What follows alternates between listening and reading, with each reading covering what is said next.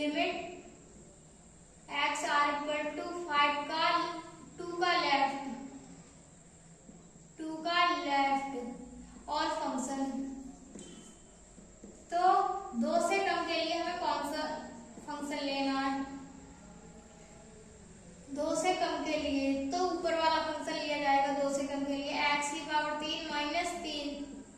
अब limit change कर देंगे तो लिमिट x टेंड्स टू 0 हो जाएगा 0 माइनस h की पावर 2 माइनस h की power 3 minus 3। Taking limit h are equal to 0 तो हो जाएगा 2 माइनस 0 की पावर 3 माइनस 3। तो 8 माइनस 3 आर इक्वल टू 5। इसे मान लेंगे समीकरण 2। अब हम चेक करेंगे राइट हैंड लिमिट।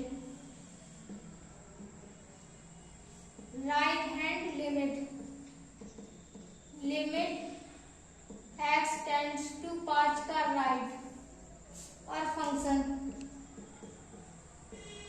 2 का लेफ्ट 2 का राइट।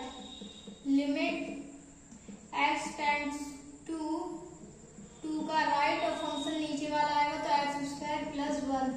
अब लिमिट चेंज कर देंगे। लिमिट h टेंड्स टू 0 हो जाएगा 2 प्लस h का square plus 1।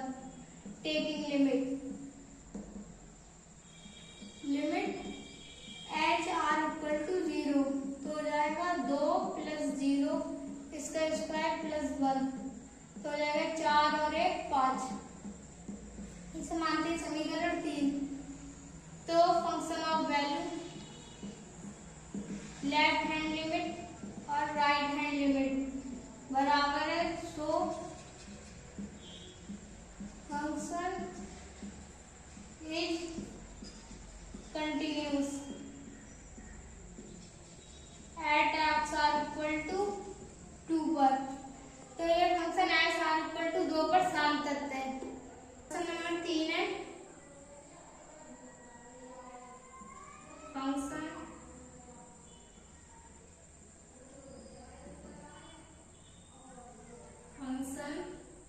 mod x upon x यदि x नॉट इक्वल टू 0। जब x 0 के बराबर नहीं होगा तब, और 0 यदि x बराबर होगा 0 को। तो इसकी शांतता की जांच करनी है। जब कोई फंक्शन मॉड में दे रखा हो तो होता है mod x are equal to minus x। जब x से बड़ा होता है 0 और mod x are equal to x जब होता है जब x बड़ा होता है 0 से। अब हम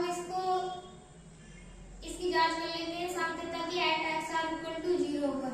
तो फंक्शन लेंगे F X are equal to 0 तो f0 आर इक्वल टू 0। इसे मान लो समीकरण 1। अब हम इससे की लेफ्ट हैंड लिमिट लेंगे।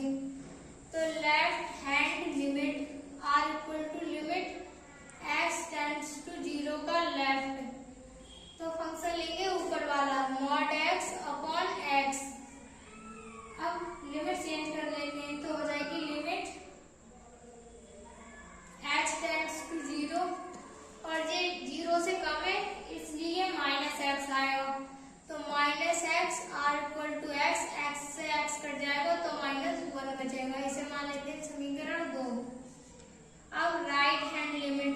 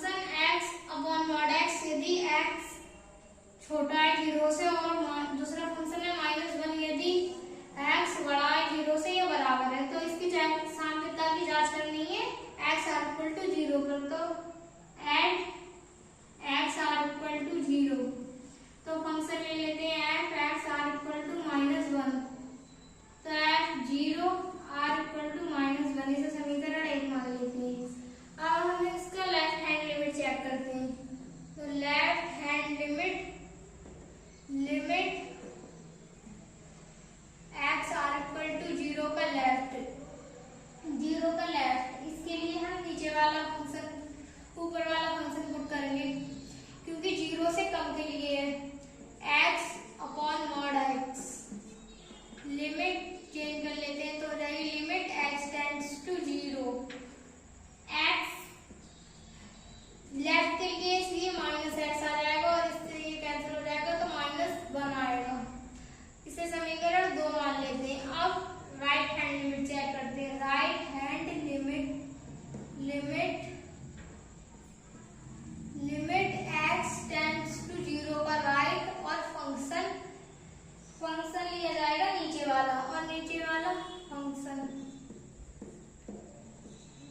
लिमिट x टेंड्स टू 0 का राइट और वो है फंक्शन है -1, तो इसका आंसर आ जाएगा -1। इसे समीकरण 3 मान लेंगे।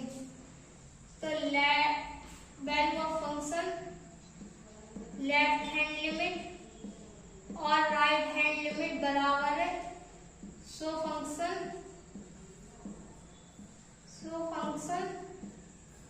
Is continuous at x are equal to 0 पर। तो ये function x are equal to 0 पर सातत्य होगा। क्वेश्चन नंबर 5 है फंक्शन x प्लस 1 यदि x बड़ा है 1 से या बराबर है, और दूसरा फंक्शन दे रखा है x स्क्वायर प्लस 1 यदि 1 बड़ा है x से। तो हम इसकी जांच कर देते हैं x आर इक्वल टू 1 पर सातत्यता की। तो at x are equal to 1, तो function x are equal to 1, तो x की जगह हम 1 रखेंगे 1 प्लस 1, तो वैल्यू ऑफ फंक्शन का माना जाएगा 2। इसे समीकरण 1 मान लेते हैं। अब हम लेफ्ट हैंड लिमिट चेक करेंगे। तो left hand limit x tends to 1 का लेफ्ट, तो इसके लिए हम नीचे वाला फंक्शन लेंगे x स्क्वायर प्लस 1।